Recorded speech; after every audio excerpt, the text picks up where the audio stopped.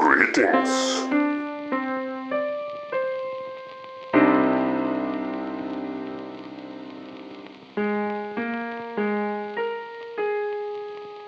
Dark times are upon us, and it's time to seek confirmation within the realm of horror films.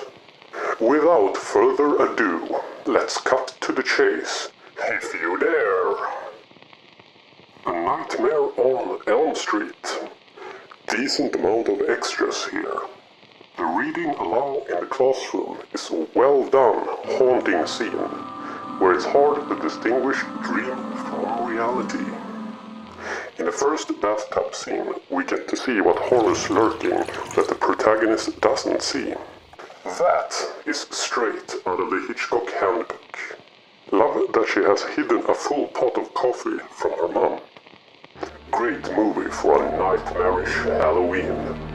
4 pots of coffee out of 5. Besökarna, or The Visitors. Since this is a special edition, you get more extras here. For example, a newly recorded audio commentary track. Johannes Brost as the investigator, the classic false safety. It's a fun and colorful character. His bonding with Frank over a bunch of beers is a brilliant scene that deepens the false safety aspect. A fun little scene for Frank is when he bought a bunch of milk and, due to the wife's discontent, is forced to mass consume and dump the rest in the sink. That describes Frank's impulsive persona well. One of, if not the best Swedish horror film. I highly recommend it. 5 bananas out of 5. The Birds. The hazy filters on the lead actress annoys me. The tilting birds in the car ride, on the other hand, that's a fun little detail. The car sounds in the back projection scene aren't reasonable, but the bird sounds are quite good. An unfilmed scene 666.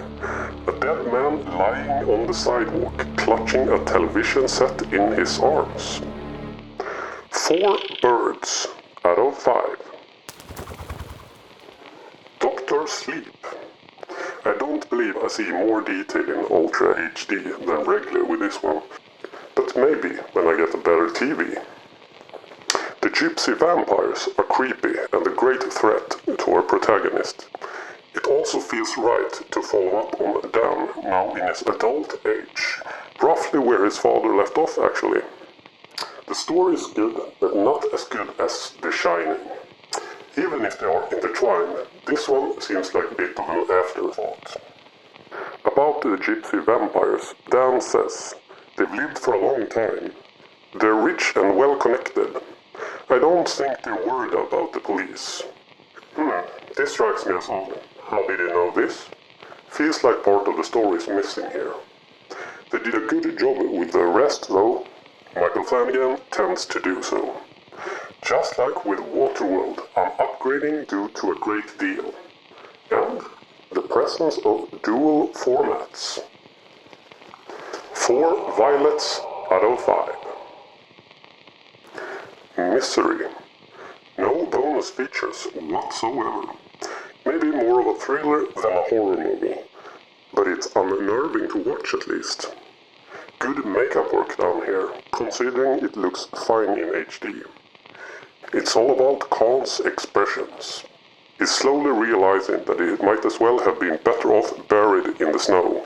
I don't get why the police, FBI and such don't suspect a near-residing felon with a history of mental struggles from the get-go. The justice quote was clever and all, but it still just highlights my point.